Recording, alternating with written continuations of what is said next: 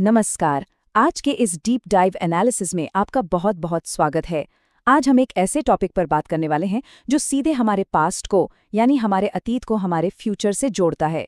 अक्सर हम पुराने किलों, मंदिरों और स्मारकों को बस इतिहास के पन्नों का हिस्सा मान लेते हैं, राइट? लेकिन क्या आपने कभी सोचा है कि ये सदियों पुरानी इमारतें आज के समय में हमारी मॉडर्न इकोनॉमी को कैसे चला रही हैं? जी हाँ, ये प्राचीन संरचनाएं आज भारतीय अर्थव्यवस्था की एक बहुत बड़ी और ताकतवर धुरी हैं। आज के इस चर्चा में हम भारत की कल्चरल इकोनॉमी या जिसे द हेरिटेज मल्टीप्लायर कहते हैं, उसे पूरी तरह से डिकोड करेंगे। हम समझेंगे कि कैसे हमारा समृद्ध इतिहास आज के समय में रोजगार पैदा कर रहा है और हमें एक आर्थिक महाशक्ति बना रहा है। $231.6 बिलियन। एक मिनट रुककर जरा इस नंबर के बारे में सोचिए। ये कोई छोटा मोटा आंकड़ा नहीं है, ये हमारे भारत के हेरिटेज टूरिज्म का ग्लोबल इकोनॉमिक वैल्यू है।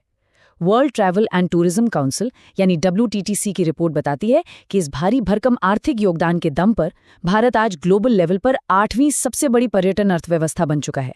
मतलब ये आंकड़ा इस बात का पक्का सबूत है कि हमारी विरासत सिर्फ बचाने या म्यूजियम में रखने की चीज नहीं है, बल्कि ये विदेशी मुद्रा कमाने और देश की ग्रोथ का एक बेहद पावरफुल इंजन है।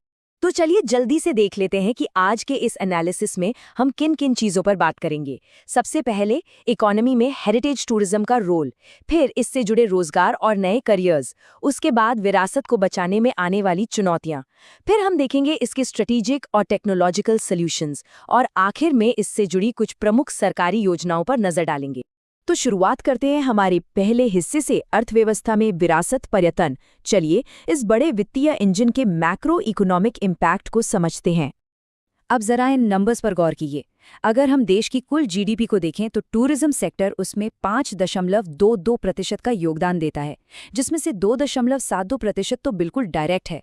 लेकिन जो आंकड़ा सच में हैरान कर देने वाला है वो है इससे मिलने वाला रोजगार। भारत के टोटल एम्प्लॉयमेंट का 13.34% हिस्सा सिर्फ टूरिज्म से आता है। इसे आसान भाषा में समझें तो लगभग 7.5 करोड़ से ज्यादा नौकरियां सीधे या घुमा फिराकर इसी सेक्टर पर टिकी हैं। जी हाँ, 7.5 करोड़ आजीविकाएं। इसके अलावा पूरी दुनिया में जितने भी इंटरनेशनल टूरिस्ट सफर करते हैं उसका 1.5% हिस्सा भारत आता है। तो इन आंकड़ों से ये बात एकदम साफ हो जाती है कि ये सिर्फ ईंट और पत्थरों का मामला नहीं है, बल्कि ये करोड़ों परिवारों की रोजी रोटी और देश के समावेशी विकास का सबसे बड़ा आधार है। अब आते हैं दूसरे भाग पर, रोजगार और नए करियर्स, यानी इसका इंसानों और समाज पर क्या असर पड़ रहा है। आपको शायद जानकर हैरानी हो, लेकिन हेरिटेज टूरिज्म भारत के सबसे ज्यादा श्रम गहन यानी लेबर इंटेंसिव सर्विस सेक्टर्स में से एक है। इस सेक्टर की जो सबसे खास बात है वो है इसका गुणक प्रभाव यानी मल्टीप्लायर इफेक्ट। अब ये क्या है? दरअसल ये एक ऐसा इकोनॉमिक फिनोमिनन है जहां टूरिज्म पर खर्च किया गया पैसा सीधा लोकल इकोनॉमी के एकदम निचले स्तर तक पहुंचता है। इसे एक उदाहरण से समझते हैं। मान लीजिए जब कोई टूरिस्ट किसी ऐतिहासिक किले या मंदिर को देखने आता है तो वो सिर्फ फ्लाइट या बड़े होटलों में ही पैसे नहीं खर्चता, वो वहां बाहर खड़े लोकल गाइड को भी पैसे देता है, वहां के हैंडीक्राफ्ट्स या स्मृति चिन्ह खरीदता है, लोक कलाकारों को सुनता है और सड़क किनारे रेडी पटरी वालों से लोकल खाना भी खाता है। कहने का मतलब है कि एक अकेली ट्रिप पूरी लोकल कम्युनिटी के लिए कमाई की कई लहरें पैदा कर देती है।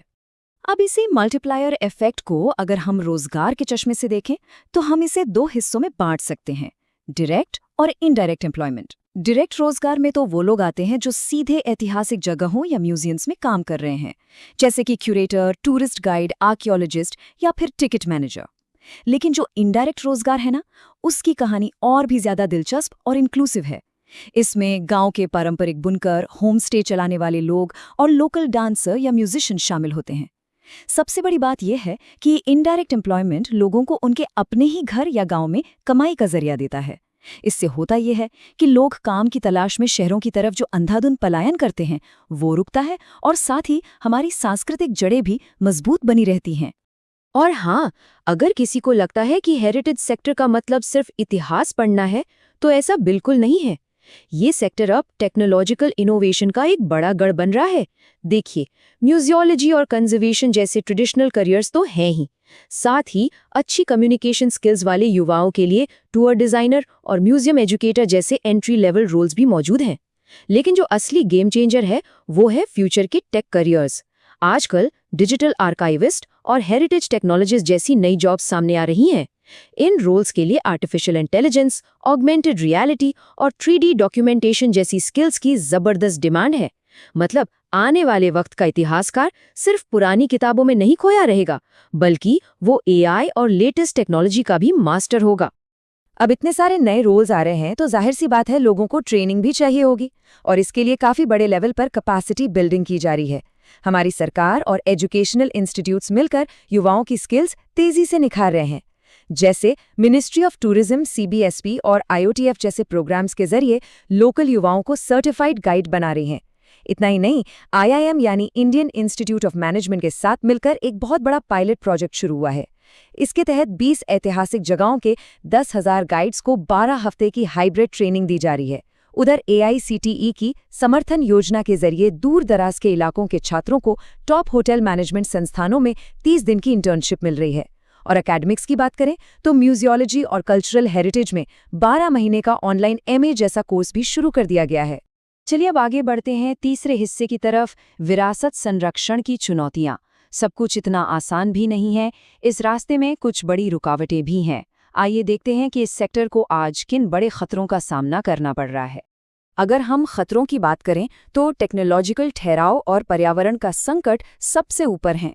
आज भी हमारी कई हेरिटेज साइट्स पर AR और VR जैसी मॉडर्न टेक्नोलॉजी न के बराबर है। जहां दुनिया भर में 3D लेजर स्कैनिंग और लाइडार का धड़ल्ले से इस्तेमाल हो रहा है, वहीं हमारे यहाँ ये बस कुछ गिने चुने प्रोजेक्ट्स तक ही सीमित है। दूसरी तरफ क्लाइमेट चेंज हमारे स्मारकों के अस्तित्व को निगल रहा है। बढ़ते प्रदूषण से संगमरमर और बलुआ पत्थर गल रहे हैं। असम में ब्रह्मपुत्र नदी पर, जो दुनिया का सबसे बड़ा रिवर आइलैंड है, माजुली द्वीप, वहां बाढ़ और मिट्टी के कटाव का गंभीर खतरा मंडरा रहा है। और एक बहुत बड़ी समस्या है ओवर टूरिज्म की, मतलब जरूरत से ज्यादा पर्यटकों की भीड़। इस भीड़भाड़ की वजह से उड़ीसा और कर्नाटक के तटों पर कछुओं के घोंसले बर्बाद हो रहे हैं, और आंध्र प्रदेश की पुलिकट झील जैसी जगहों का पूरा इकोलॉजिकल बैलेंस ही बिगड़ रहा है। अब प्राकृतिक और तकनीकी समस्याओं के अलावा कुछ कड़वी सच्चाइयां एडमिनिस्ट्रेशन और ब्यूरोक्रेसी की भी हैं। मंत्रालयों के बीच अक्सर तालमेल की कमी दिखती है, जिसकी वजह से नॉर्थ ईस्ट जैसे हमारे कई खूबसूरत और समृद्ध इलाके ऐतिहासिक रूप से इग्नोर होते रहे हैं। लीगल अड़चनें भी कम नहीं हैं।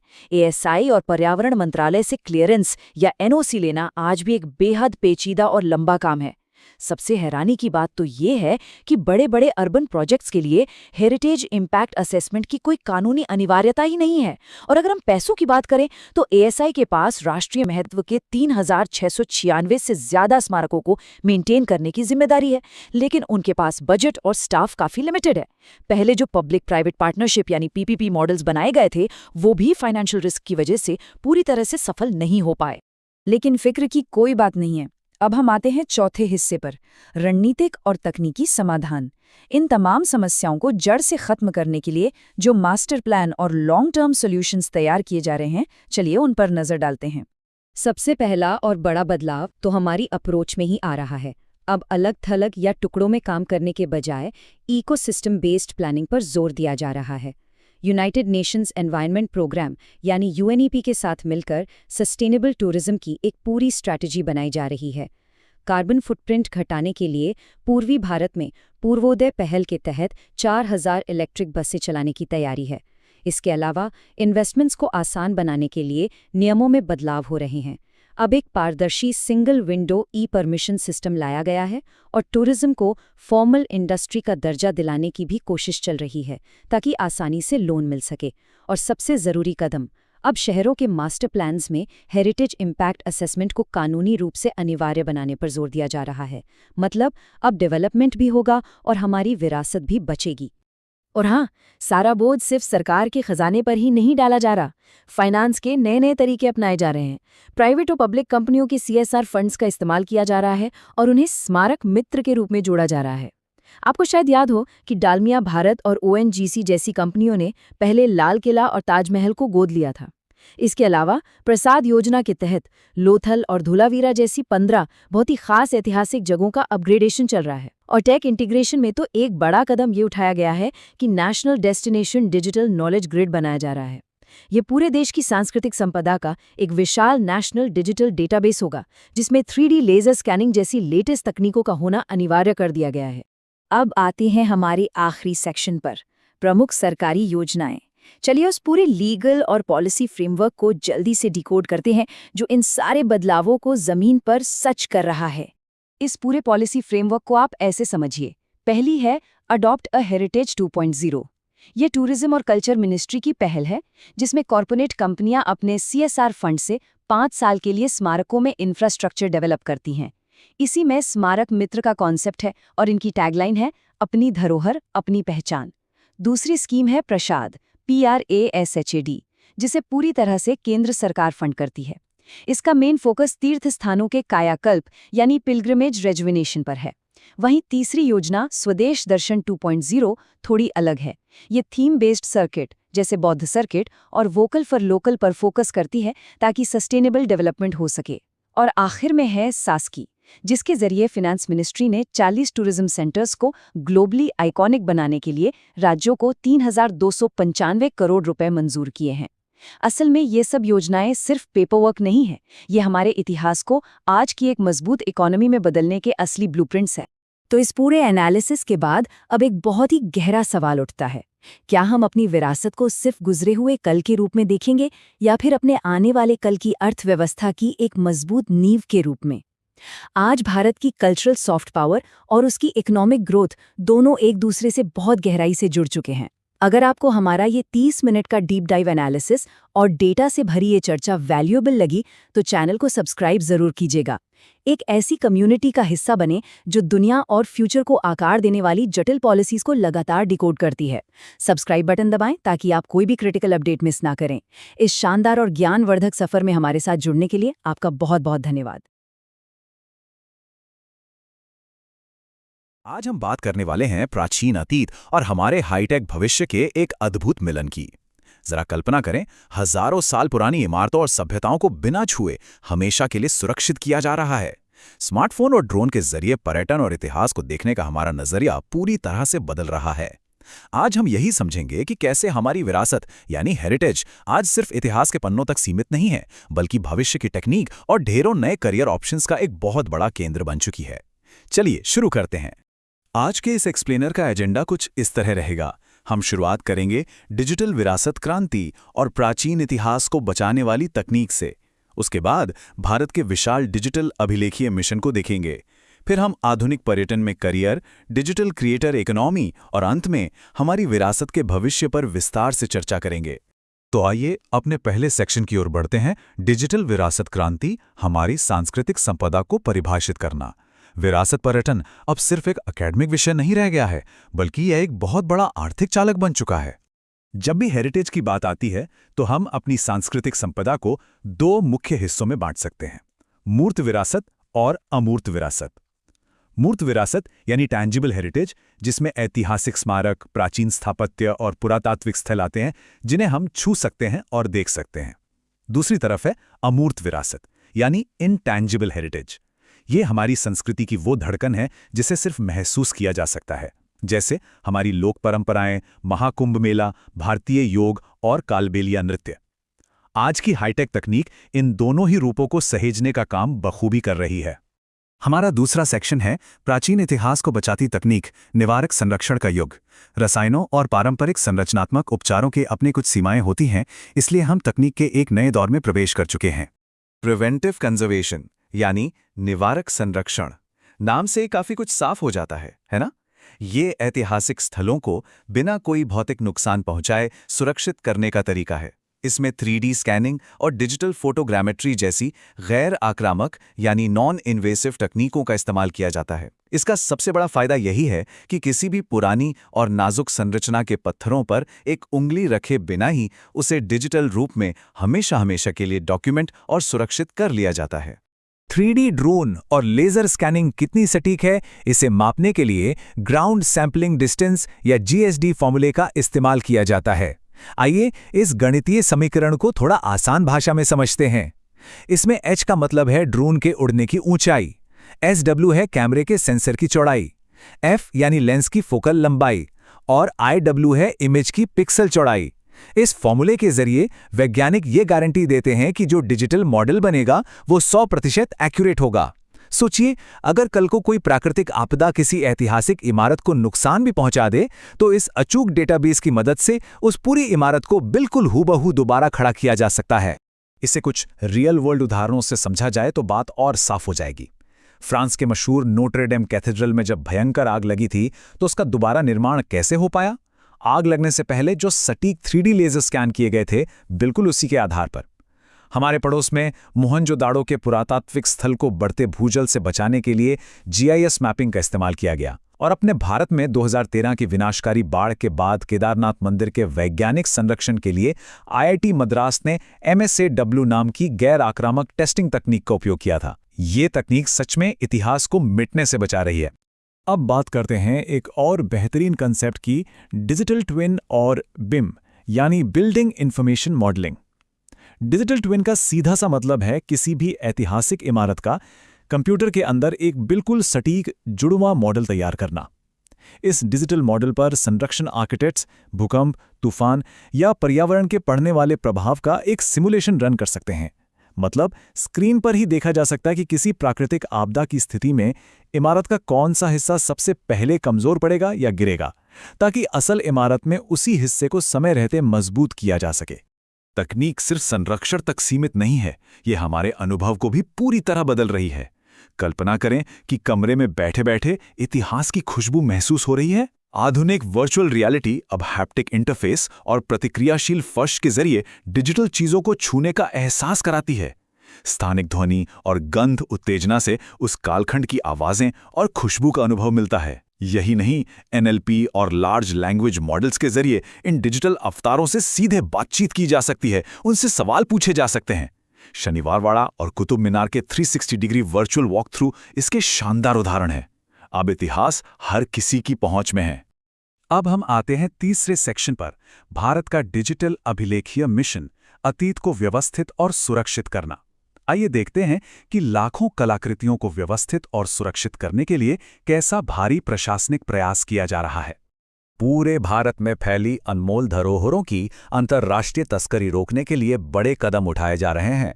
डेटा पर गौर करें तो पुरावशेषों के डिजिटलीकरण के लिए 3D, 2D फोटोग्राफी और QR कोड का इस्तेमाल हो रहा है और अब तक 12,34,000 से ज्यादा पुरावशेषों का प्रलेखन हो चुका है।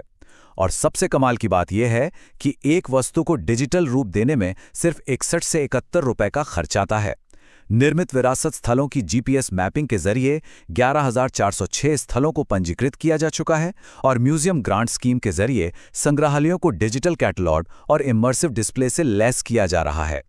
इस पूरे विशाल मिशन को एक मजबूत कानूनी ढांचा भी मिला हुआ है। संविधान का अनुच्छेद 51AF ये सुनिश्चित करता है कि भारतीय नागरिक अपनी मिश्रित संस्कृति का संरक्षण करें। प्रशासनिक स्तर पर AMSR अधिनियम 1958 के तहत भारतीय पुरातत्व सर्वेक्षण यानी ASI 3686 केंद्रीय संरक्षित स्मारकों की देखरेख करता है। वहीं 2014 की राष्ट्रीय संरक्षण नीति यह तय करती है कि संरक्षण का हर काम पूरी वैज्ञानिक अखंडता के साथ ही किया जाए। अब यहाँ एक बहुत ही महत्वपूर्ण और दिलचस्प सवाल सामने आता है। इतिहास का ये उच्च स्तरीय तकनीकी संरक्षण तो हो रहा है, लेकिन ये सब युवाओं के लिए आधुनिक करियर के अवसरों में कैसे तब्दील हो रहा है? इसी सवाल का जवाब हमें मिलता है हमारे चौथे सेक्शन में, आधुनिक पर्यटन में करियर, नए सांस्कृतिक व्याख्याकार। आज का ग्लोबल टूरिज्म सिर्फ साइट सीइंग नहीं, बल्कि एक यूनिक कल्चरल एक्सपीरियंस की मांग करता है। आजकल टूर गाइड का कॉन्सेप्ट पूरी तरह से बदलकर सांस्कृतिक व्याख्याकार यानी कल्चरल इंटरप्रेटर का हो गया है। भारत सरकार 18 साल से ऊपर के युवाओं के लिए अतुल्य भारत पर्यटक सुविधा प्रदाता प्रमाणन लेकर आई है। गोवा सरकार तो अपनी TGCS योजना में स्थानीय युवाओं की इस ट्रेनिंग फीस की पूरी भरपाई भी कर रही है। इसके साथ ही कुलिनरी ट्रेल्स यानी पाक कला पर्यटन और स्पाइस रूट्स जैसे निश क्षेत्रों में शानदार स्टार्टअप्स उभर रहे हैं, जिन्हें देखो अपना देश पहल का पूरा समर्थन मिल रहा है। इस फील्ड में विदेशी भाषाएं सीखना भी एक मास्टर स्ट्रोक है। इन सर्टिफिकेशन मानकों को देखिए। यूरोपीय CEFR मानक में B2 स्तर का मतलब है सहज और धारा प्रवाह बातचीत। अमेरिकी ILR के 3 या 3+ स्तर का अर्थ है जटिल अनुवाद कार्य करने की क्षमता, और ACTFL के एडवांस स्तर का मतलब है वैश्विक बाजार में उच्च प्रतिस्पर्धा। मंदारिन या स्पेनिश जैसी भाषाओं पर पकड़ होना छात्रों को एक बेहद सफल और high paying global communication bridge बना देता है। इसके अलावा म्यूजियोलॉजी के फील्ड भी अब काफ़ी अट्रैक्टिव हो चुकी है। म्यूजियम्स अब धूल भरी अलमारियां नहीं रहीं, बल्कि इंटरैक्टिव हब बन चुके हैं। आर्ट क्यूरेटर, डिजिटल आर्काइविस्ट, ऐतिहासिक कंजर्वेटर और गैलरी मैनेजर जैसे मॉडर्न रोल्स की काफ़ी ज़्यादा डिमांड है।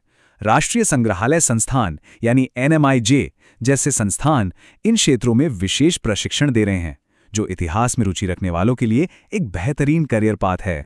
आइए अब 5वें सेक्शन पर चलते हैं, डिजिटल क्रिएटर इकोनॉमी, विरासत का विपणन और प्रभाव।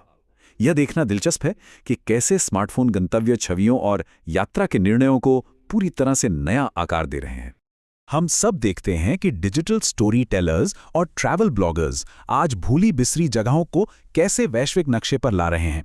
इंस्टाग्राम रील्स और यूट्यूब शॉर्ट्स के जरिए कोंकण तट या सुदूर मंदिरों को एक नई पहचान मिल रही है। स्थिति यह है कि राज्य पर्यटन बोर्ड सीधे इन कंटेंट क्रिएटर्स के साथ करार यानी MOUs साइन कर रहे हैं। Hyper local heritage food festivals को बढ़ावा मिल रहा है और युवा क्रिएटर्स ब्रांड प्रायोजन, विज्ञापन राजस्व और PR अभियानों के जरिए एक बेहद आकर्षक और स्वतंत्र करियर बना रहे हैं।